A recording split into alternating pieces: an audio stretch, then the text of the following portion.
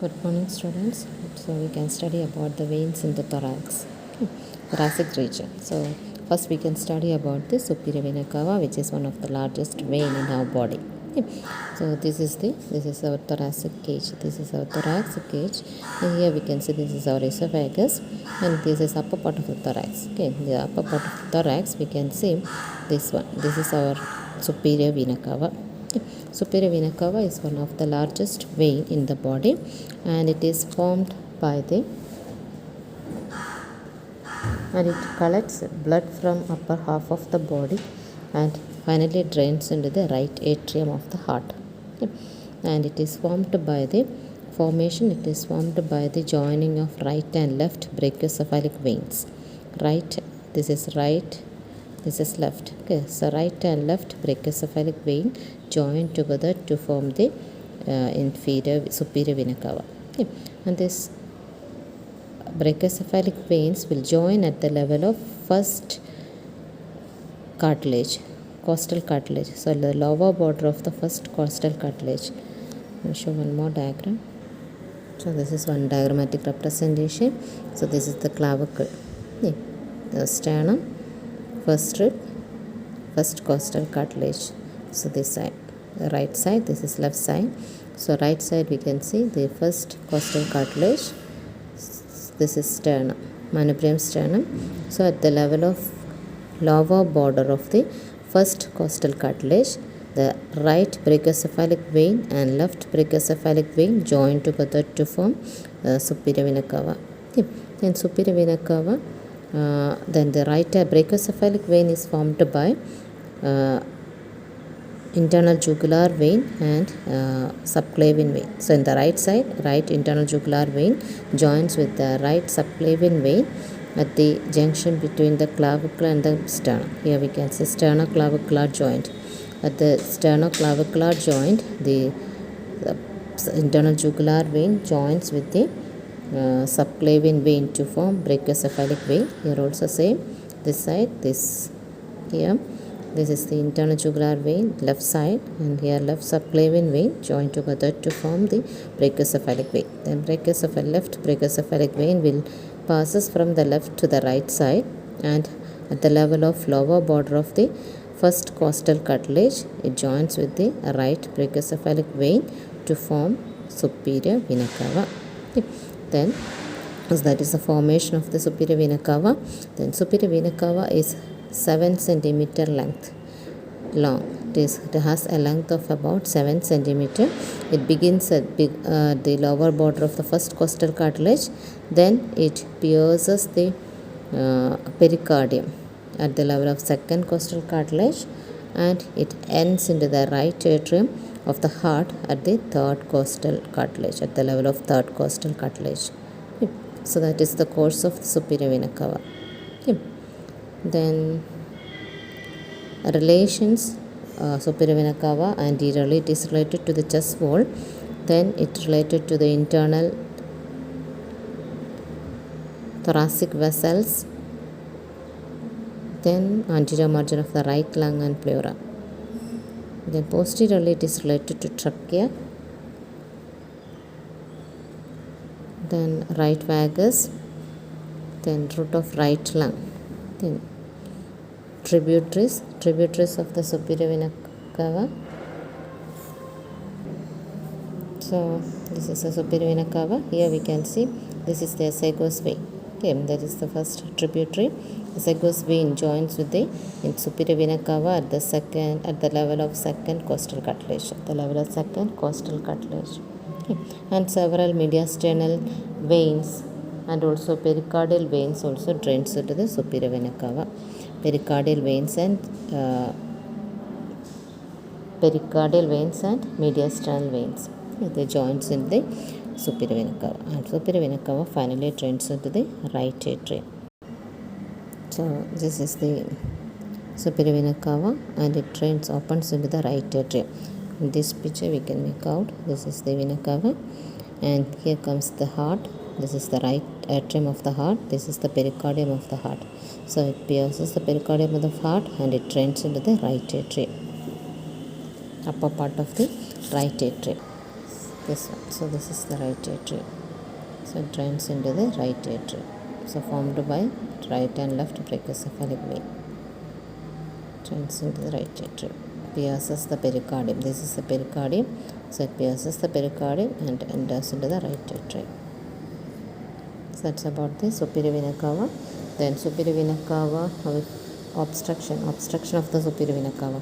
If the superior vena cava is obstructed above the opening of azygos vein, above the opening of the azygos vein, if there is any obstruction will happen, the venous blood of the upper half of the body is returned to through the azygos vein, and the superficial veins of the chest will be get and dilated in that case. And if the superior vena cava is obstructed below the opening of azygos vein, the blood returned through the inferior vena cava. Here goes inferior vena cava in the lower part of the heart. Okay, so it passes through the inferior vena cava and reaches the heart through inferior vena cava. That is, it passes through the femoral vein, then superior veins of the chest and the abdomen. Okay. So that's the inferior vena cava. So this is a diagrammatic representation. If there is any obstruction in the superior vena cava below the opening of azygos vein, this is the azygos vein. So if there is an obstruction below the opening of the azygos vein, so this is what happens. We can see the superficial veins of the abdomen will be enlarged, and where the blood will bypasses through the superficial veins and reaches the femoral vein, and through the femoral vein it enters into the inferior vena cava. Through inferior vena cava it reaches to the heart. And next is the azygos system of veins. So azygos system of the veins are the veins which are unpaired veins which are seen in the thoracic wall, posterior part of the thoracic wall. Yeah, there are three azygos veins. One is azygos vein, then accessory azygos vein, then hemiazygos vein. Okay. So we will see one by one. First one is the azygos vein. This is the azygos vein here. This one. So it's seen towards the right side of the thorax. Right side. Then this azygos vein drains the thoracic wall and the upper lumbar region. It also drains the upper lumbar region also, and it forms an important channel connecting the superior and inferior vena cava. So here we can see it is drains into the superior vena cava, and the term azygos means unpaired. They are the unpaired veins.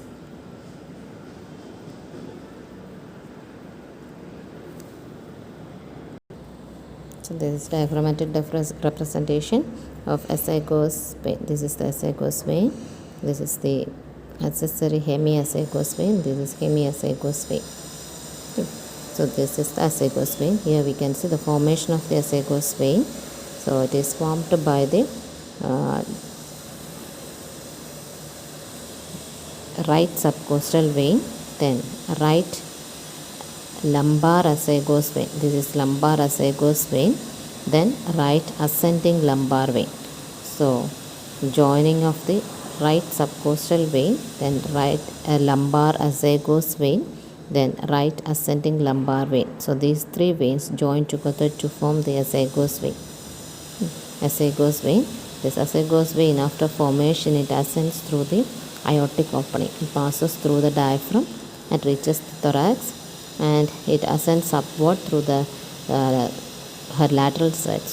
right side of the esophagus, and it ascends upward, and then it reaches the fourth thoracic level, reaches the fourth thoracic vertebrae, T4 level. It curves upward and passes above the hilum of the lung, root of the lung, right lung, and it terminates into the superior vena cava, the level of T4, fourth thoracic level, vertebrae level. Okay, then finally terminates into the superior vena cava. Okay, so that is the formation and course of the azygos vein. Then tributaries. So first we can see formation, tributaries which helps in the formation of the Esophagus veins are the subcostal vein, then ascending lumbar vein, then lumbar esophagus vein. Then the other tributaries are 11th, 5th to 11th in posterior intercostal vein, right posterior intercostal veins. 5th, 6th, 7th, 8th, 9th, 10th and 11th posterior, right posterior intercostal veins. Then there will be a right posterior intercostal vein,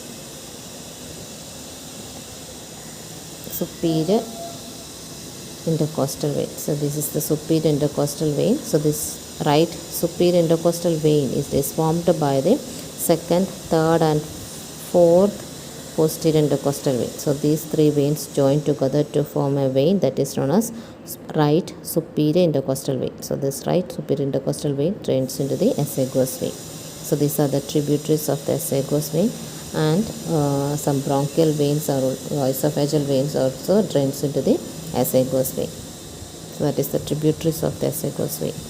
Tributaries 5th, 6th, 7th, 8th, 9th, 10th, 11th right posterior intercostal vein, then right superior intercostal vein formed by the joining of second, third and fourth posterior intercostal vein, right side. Okay. So that is the esophagus vein. Esophagus. Okay. Then comes to the hemiesophagus vein. So hemiesophagus and accessory hemiesophagus are considered as the mirror image of the esophagus vein. Okay. And the hemiesophagus vein, same like the it is the mirror image of the lower part of the esophagus vein. Okay. So it is formed by left lumbar esophagus vein, then left ascending lumbar vein, then left subcostal vein. So these three veins join together to form the hemiesophagus vein. Then it ascends upward, it passes through it pierces the diaphragm, that is left crest of the diaphragm. It pierces the left crest of diaphragm and reaches the thorax, then ascends upward, and when it reaches the 8th intercostal space at the level of 8th thoracic vertebrae, at lower border of the 8th thoracic vertebrae, it crosses from left to right and joins with the esophagus vein. So the esophagus vein also have the tributaries, that is accessory hemiesophagus vein and hemiesophagus vein are also tributaries of the esophagus vein. So sorry, I forgot that. So the hemiesophagus vein at the level of lower border of the 8th thoracic vertebrae, it joins with the esophagus vein. Okay. Then tributaries of the hemiesophagus vein, here we can see 9th, 10th and 11th left posterior intercostal veins. 9th, 10th and 11th posterior intercostal veins.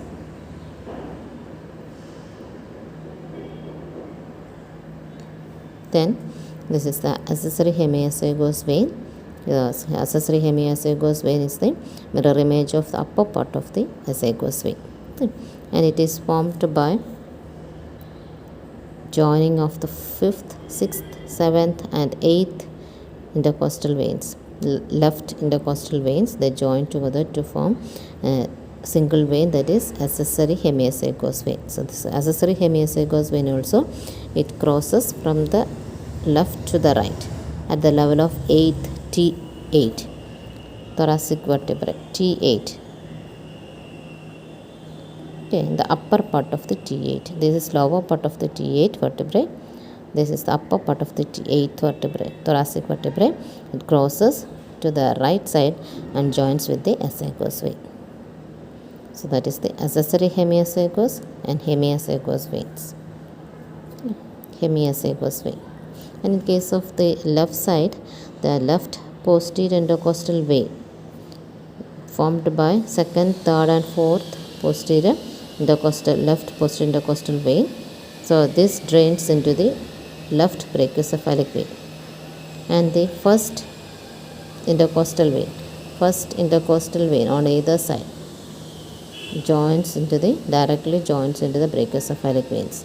And from the right side, it joins into the right brachiocephalic vein, and from the left side, it joins into the left brachiocephalic vein. So that's about the veins in the thoracic wall, posterior aspect of the thoracic wall.